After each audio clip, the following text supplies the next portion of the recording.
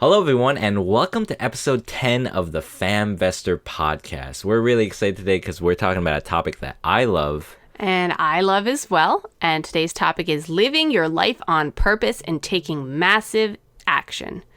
Right, so I'm your host, Sunny Burns. And I'm your co-host, Sunmarie Burns. And today we're going to do something a little bit different. I'm going to share with you an allegory, one of my favorite stories, actually.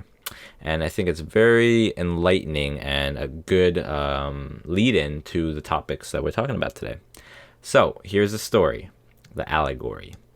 An American investment banker was at the pier of a small coastal fishing village when a small boat with just one fisherman docked.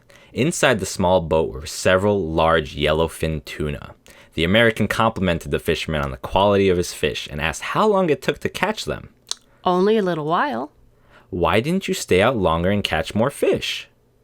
I have enough to support my family's immediate needs. But what do you do with the rest of your time? I sleep late, fish a little, play with my children. Then I take siestas with my wife, and I stroll into the village each evening where I sip wine and play guitar with my friends.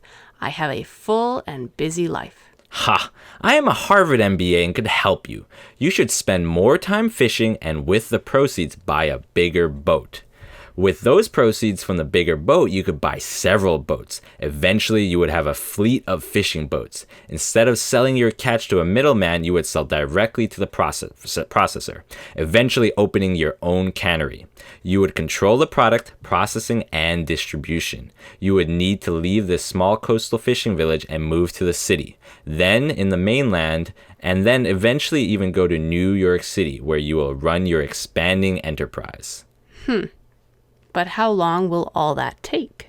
15 to 20 years. But then what? Ha! That's the best part. When the time is right, you would announce an IPO and sell your company's stock to the public and become very, very rich. You would make millions. Millions. Then what? Then you would retire, move to a small coastal fishing village where you would sleep late, fish a little, play with your kids, take siestas with your wife, stroll the village in the evening where you could sip wine and play your guitar with your friends. So it's a fun little story that we like, but in all seriousness, it does get you thinking about how do you spend your time? What are you prioritizing in your life? Are the actions you're taking in your day-to-day life just a means to an end, or are you actually living out the ends that you've been trying to accomplish? Are you living your dreams, or are you just spinning on a hamster wheel trying to get to your dreams? And are you doing that in the most effective way to allow yourself to really live a fulfilling lifestyle? And that's what we're going to explore in today's topic. Right. Not just figuring out, is it your life purpose, but also once you do, how you can take massive action to get there and get there quickly, efficiently, and happily. Right. So let's get to the show.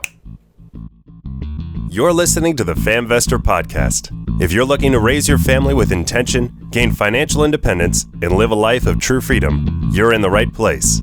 Join us as we explore together how to create thriving families, because strong families are the cornerstone for a world at peace.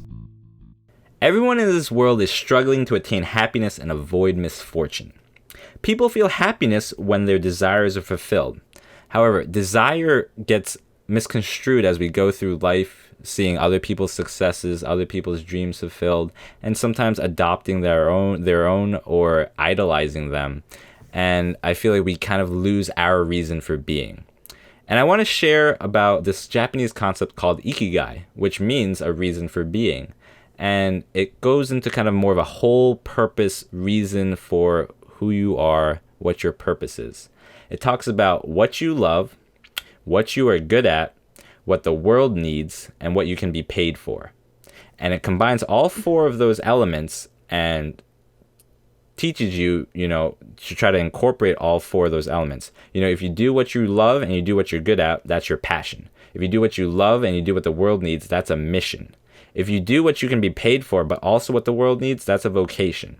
And if you do what you're good at and what you can be paid for, that's a profession. But when you can do all four of those things, you are in this sense of oneness, this sense of ikigai. And sometimes, you shift all the time throughout life. Sometimes you're doing what you love and you're doing what you're good at, or you're doing what you can be paid for. So you have this satisfaction, but a feeling of maybe uselessness because you're not doing what the world needs. And then sometimes maybe you shift over to what the world needs and you feel this delight and fullness, but maybe there's no wealth because there's no money in it.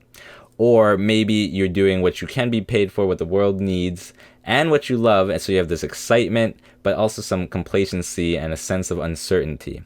So I really urge people, look up this concept of Ikigai. There's a great diagram of what it means and how to kind of think about what you love, what you're good at, what the world needs, and what you can be paid for. Think about that concept. And from there, I feel like you can really start to think about truly what your life purpose can be.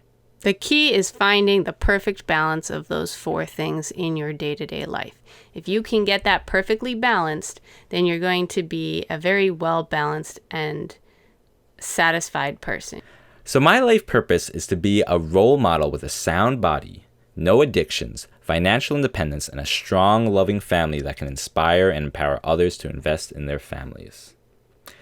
I came up with this life purpose statement thinking about, what I'm good at. I'm really good at financial independence. I'm not addicted to anything. I don't even drink soda, coffee, alcohol, nothing. I don't even curse. I'm very focused on maintaining a strong body, and I've loved, teaching others, showing others a clearer path, a path forward. And so I was thinking about, what my life purpose is. What do I love doing? What do I love sharing? What do I love teaching? What does the world need? I really feel the world needs this, to share this story of financial independence and living your life on your terms. And that's really what we're trying to do with this podcast, what I tried to do with the blog, and what I can be paid for. My vision is to become a speaker and to teach these concepts, traveling around the world. And I feel like, if I can do all these things, I have my reason for being. I have my life purpose, also while being able to create my strong family with Sunmarie, and all these elements fit together, and that's how I kind of crafted my life purpose statement. A book that really helped, and one that I kind of want to dive into deep into this episode, is The Success Principles by Jack Canfield. And I want to go through some of the most important principles I learned from this book, because I feel like they really kind of helped me to craft figure out what my life purpose was, and also how to take massive action to meet my life purpose. So the first principle is to take 100% responsibility for your life. Giving up blame and complaining and taking total responsibility for your life. And that means your results, both your successes and your failures. It's the prerequisite for creating a life of success. If you're always putting the blame of why you can't get anywhere in life on exterior factors, on other people, other things, just life happening, and not taking responsibility to really think about your life and think about how you could change your situation, then you're never going to get anywhere. You're putting the control in someone else, But if you can take 100% responsibility, then all of it is on you, and you have the power to change yourself. You can't change others, but you can change yourself. An event plus a response equals an outcome. If you don't like your outcomes, change your responses, and you'll have a different outcome. Those are the only 3 things you have control over in your life: the thoughts you think, the images you visualize, and the actions you take, your behavior. And how you use these 3 things determines everything you will experience. And I have an example of this. One thing, when I first was getting to know Sonny, was something that struck me really about his character.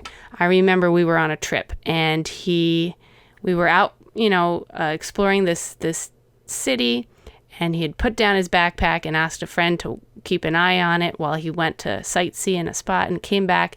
Turned out the backpack got stolen. And I remember in that instance myself feeling, oh, poor Sonny, oh, this is terrible, poor you. And yet he handled it so differently, and I was so impressed. He took it with calm, and he didn't put blame on anyone else. He just simply accepted the situation and what had happened. He accepted the event.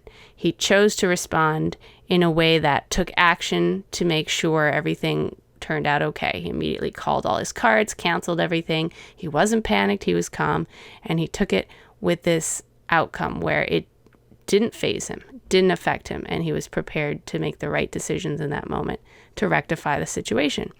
And I remember feeling really impressed by that. And I see that being a perfect example of this 100% responsibility, where you're taking your life and you're taking the things that are happening to you and having direct control over them. Right. And there's no reason to focus on something you can't control. I can know, once it was stolen, there was nothing I could do to make it unstolen. It was gone. So there's no point in wasting time feeling sorry for myself, assigning blame, looking back, shoulda, coulda, woulda. Right. It was just, okay, this happened. Can't control it. Let's move on to what I can control. I can cancel my cards and move on. Yeah, and I think that's key to really being able to get up off your feet when you run into hardship in your life and make the most of any situation and move forward, is that 100% responsibility. So, principle 2, be clear why you're here. So we kind of discussed this a little bit with Ikigai, but without a purpose in life, it's easy to get sidetracked on your life's journey. It's easy to wander and drift, accomplishing little. But with a purpose, everything seems to fall in place. Everything you're doing is for this one purpose. All of your being, all of your actions are falling in alignment to fulfill this purpose. And, when I got to know Sunri, I realized, she had all these career things going for her. She had all these other things going. But for her, the number one purpose has always been to create a wholesome family and to devote all her attention and all her actions towards creating that great family. And that's something I really respected. And everything, that she calculates, every event that happens aligns with creating this strong family. Right.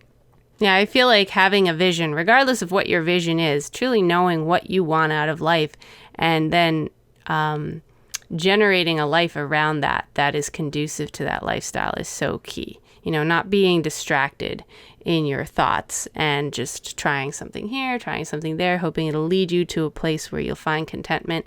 No, it's far more likely to be successful if you actually have a clear plan and idea of what you're doing, what you're setting out for. Right. So skipping over a few of the principles, I'm going to go straight to principle 11 now, which is visualization. And I think this is such a powerful tool for figuring out what it is you want and to visualize that outcome and make a plan to achieve it.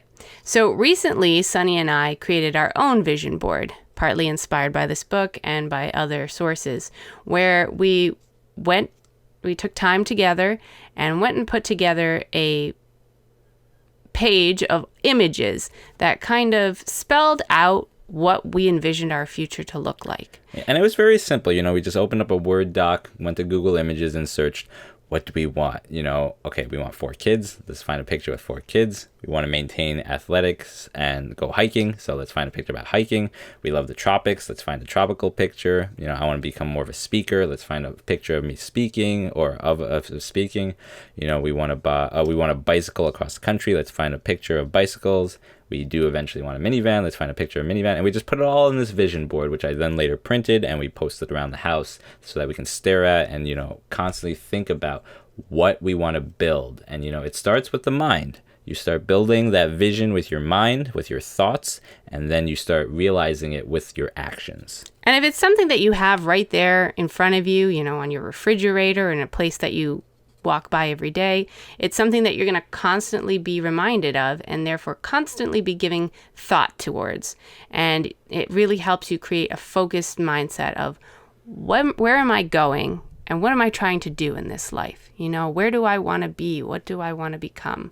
And how am I going to do it? So creating that vision is the first key to deciding what your purpose is and how to get there. Right. And if you're not a vision, if you don't like this vision board idea, there's another thing you can do called an I want list. Just create a list of 30 things you want to do, 30 things you want to have, and 30 things you want to be before you die. And just, compile that list. We also are very into doing a 5-year snapshot. So listing, 2020, 2021, 2022, where we want to be, what are the key goals you want to achieve in those years. So just ways to visualize your life. All of these things have helped us. Right. So going back to principle 5, believe in yourself. Believing in yourself is an attitude. I remember when we were first thinking about getting into real estate investing, everyone told us, terrible idea. Tenants are going to break everything. You're going to lose all your money. You're going to get sued. Someone's going to trip on your sidewalk. All these reasons why I couldn't do it. Everyone was sharing their limiting beliefs and trying to transpose it onto me. And I had this belief in myself. A lot of it came from education, from visualizing this dream of financial freedom and living for free and house hacking. And, just thinking about that constantly, I didn't have those same limiting beliefs. I knew, I did the education. I learned step by step the proper way to do these things. Suddenly you had same kind of concerns, and I was able to share, this is how we're going to do it. We're going to do it right. We're going to do background checks, credit score checks, screen. We're going to fix up right.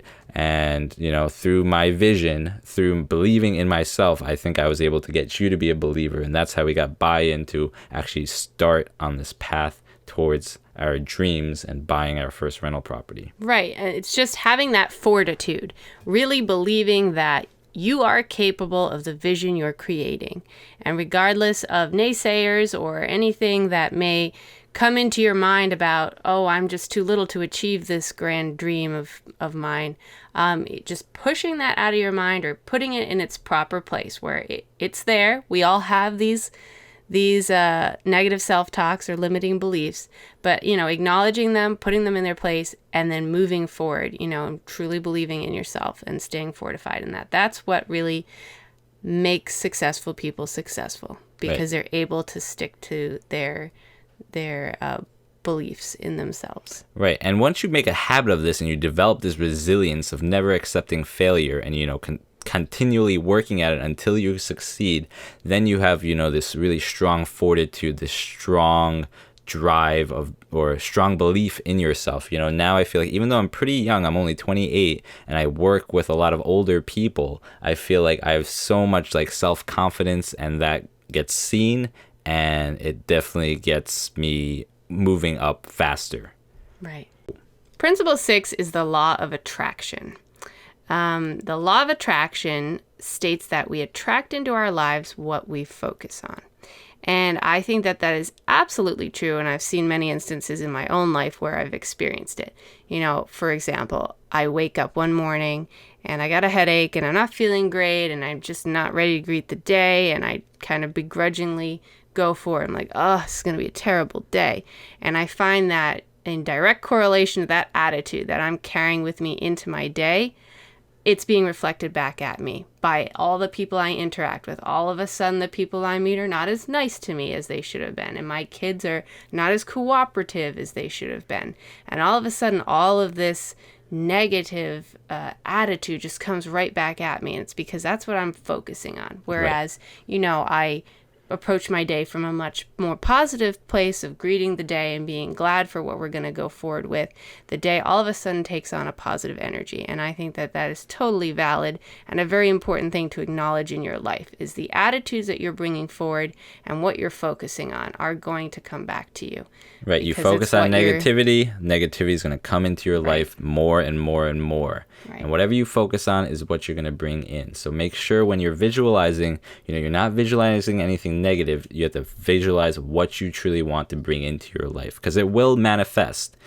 Just by visualizing, naturally you're going to start taking action towards those goals, towards those achievements, and it'll start manifesting in your life. So just be very clear, be very focused on what you are trying to attract into your life. So principle 8. Chunk it down. The secret of getting ahead is getting started. The secret of getting started is breaking your complex, overwhelming tasks into small, manageable tasks, and then starting on the first one. That was said by Mark Twain, and I think that is quite on point. A lot of times you create these visions, you create your hopes and dreams for the future, but in many ways they seem so far in the future, it's hard to imagine how you're ever going to get there. Right. And the key to being successful with reaching the end goal is to break it down into actionizable steps, monthly, weekly, daily, hourly, and just really knowing that if I take this small action right now today and I continue doing these on-task actions, they will eventually lead me in a week to this milestone, and in a month to this milestone, and in a year to this milestone, and eventually to my vision. Right, there's that Chinese proverb that says 1,000-mile journey starts with a single step. And really, you just, you create these goals and visions, just take it one step at a time. And I feel like in my life, having 2 kids now, I try to wake up 30 minutes to an hour before I have to go to work and, just focus my attention, complete one minor task towards my goals. And as long as I'm growing on a daily basis, no matter how small it is, I'm very happy. I feel fulfilled in my life. But it's so important to me to, just to take every day, take one tiny step towards my goals. If I don't take that step, then I feel like frustrated and I feel a little unfulfilled. So really, it's only just break it up, take one step at a time each day. Principle 10, release the brakes. There's a lot of good stuff in this chapter. I love the example it starts with. A baby elephant is trained at birth to be confined to a very small space. Its trainer will tie its leg with a rope to a wooden post planted deep in the ground. This confines the baby elephant to an area determined by the length of the rope, the elephant's comfort zone. Though the baby elephant will initially try to break the rope is too strong, and so the baby elephant learns that it can't break the rope. It learns that it has to stay in that confined area. When the elephant grows up, into a 5-ton colossus that could easily break that same rope, it doesn't even try because it learned, every single day of its life that it couldn't break the rope. And in this way, the largest elephant can be confined to the puniest little rope.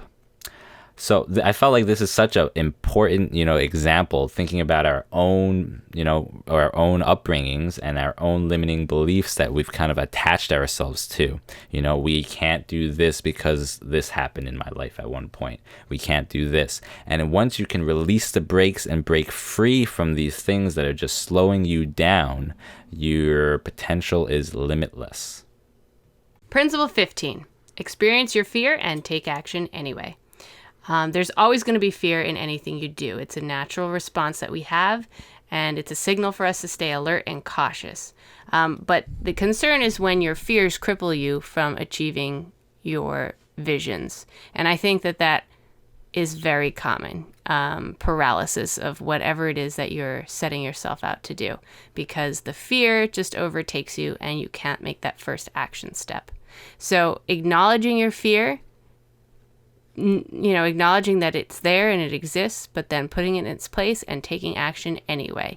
Nothing ventured, nothing gained is the attitude that you can take to just get yourself going and to just go for whatever it is that you're pursuing. And that's so important. Take that step. Right. Fear is the mind killer, but really action neutralizes fear. There's this phrase, ready, fire, aim. And I feel like a lot more and more in my life, that's what I'm doing, there's so many more steps I could take to perfect it, but at some point you just gotta launch. Like with this podcast, we had no buffer episodes, and on a weekly basis, we've just been firing. Of course, we do have planning meetings and stuff, but it took me 3 years to launch this thing, and I was like, enough is enough. Let's do this. Let's go forward. Fire. Principle 24, exceed expectations. If you are willing to do more than you are paid to do, eventually you will be paid to do more than you do. In my experience, a lot of miserable people I meet always try to do the bare minimum to skate by. In contrast, those that give abundantly, just go above and beyond expectations, always seem to attract more satisfaction, more money, more security, more confidence, and more happiness. Definitely been so true in my life. So we're going to end with this last principle, principle 26. Acknowledge your positive past. And I really found this so powerful, actually, because, a lot of my life, I try to live in the present moment. But every once in a while, it's so important to really acknowledge what you have accomplished in your life, the successes, what you should be grateful for. And so this chapter kind of asks that you create a list of all the successes in your life. Try to list 100 successes that I've gone through. And Sunmi and I have actually sat down and listed some of the successes. But also in other ways, on my blog, I list all like the accomplishments and successes I've had. And honestly, that when I looked back at what I blogged about, I was like, wow, I kind of accomplished a lot, and it really made me feel good. It gave me a lot of self-confidence just acknowledging that positive past I had. And another way I do this is through my Finja financial spreadsheet. I keep track of my net worth. I keep track, we started at $0 net worth. We start in the negatives, and seeing where we've built to in these last couple years is like simply amazing. And it keeps me motivated. It keeps me going. It keeps my eye on our goal that we are moving strongly towards. Yeah, and just acknowledging what you've achieved and taking the space for yourself to really appreciate your hard work. Yeah. It's so important. Yep. Okay, so to leave you with some action steps to take, reflect on your life. Think about what you love, what you're good at, what the world needs, what you can be paid for, and then craft your life purpose statement. You can change this, a little later on. So just take some action, craft it. Maybe it's not perfect, but you have something written down that you can work off of. Right. And once you've created that life purpose statement, you know where you're going, it's time to create a vision board. Go all out. Find the vision, find the images, put it together, be as grand as your vision is in your head. Put it together, and then build a 5-year plan. Break it down year by year, the next 5 years. What are you going to accomplish this year, next year, the year after, and in the 5th year? And lastly, create a list of your 100 successes, things that you've done up to this point in your life that you feel have been successful. Whether they be small or great things, it doesn't matter. Just look at your life and try to look for validation in the areas that you truly worked hard at. And then the last thing is intentionally carve out time to work on your goals. Like I said, for me, I wake up an hour earlier than I have to, and that's the time at 5 a.m. in the morning to start working on my goals. I was at a meetup yesterday, and we run a meetup in northern New Jersey in Clifton, last Wednesday of the month usually. James Masadi came out, and he was telling us, the average American spends 5.5 hours watching TV a day and 4 hours on their phone. So that's 9.5 hours spent on media consuming content when you could, we spend maybe 2 hours a week and watching TV. And instead we devote that time to really invest in ourselves, pursue our goals, and create the life that we really want. So as we wrap up here, I want to leave you guys with some life lessons that we've learned, some absolute truths, things that we want to convey to our children as they grow up. One, to start off, effort counts for more than genius. Always be kind. Life's purpose is true happiness. Never do anything to embarrass yourself or your family. Habitually seeking temporary happinesses will assuredly lead to disaster. Have a definite purpose in all things. Live life in the present moment. Time is your greatest asset. Greatness starts in doing things that few are willing to do. Leave places better than you found them. Never take yourself too seriously. Harmony in one's mind is only attained through self-control. Always do more than is expected of you. The only school of real value is the great university of life. Every defeat is temporary and comes with it an advantage. A quitter turns temporary defeat into permanent failure. Success is usually one quick step from the point that one quits fighting. Pray not for wants or greater blessings, but to be worthy of those you already have. And lastly, in welcoming change, you welcome life. If you want those all written up, go to famvestor.com/straightedge. And that's where those are. And with that, we want to end with one last quote from one of our favorite, or it's actually one of our favorite quotes. And Summary's going to read that off to you now. So this quote comes from Marianne Williamson, and it goes, "Our deepest fear is not that we are inadequate. Our deepest fear is that we are powerful beyond measure. It is our light, not our darkness, that most frightens us. We ask ourselves, who am I to be brilliant, gorgeous, talented, fabulous? Actually, who are you not to be? You are a child of God. Your playing small does not serve the world. There is nothing enlightened about shrinking so that other people won't feel insecure around you. We are all meant to shine as children do. We were born to make manifest the glory of God that is within us. It is not just in some of us, it is in everyone. And as we let our own light shine, we unconsciously give others permission to do the same. As we are liberated from our own fear, our presence automatically liberates others." Thank you guys. Hope you enjoyed this episode. Make sure to follow those action steps, and we'll see you next time. Godspeed. Next time on the Famvestor podcast, we have our very first interviewee, and it is such a great episode. He does such a great job. He retired at 37 years old, has 4 kids, and travels around the world, going on 6-week adventures to Japan, to Europe, living the life of his dreams on his own terms. Talk all about family, finance, and freedom, how he was able to achieve all this. So definitely tune in, stick around. Next Thursday, you can tune into that episode. It is episode 11. And be sure to, subscribe on iTunes, leave us a rating and review. We have 43 at this point. We have hit new and noteworthy, so we are super excited. Thank you so much for listening. See you guys next time. Godspeed.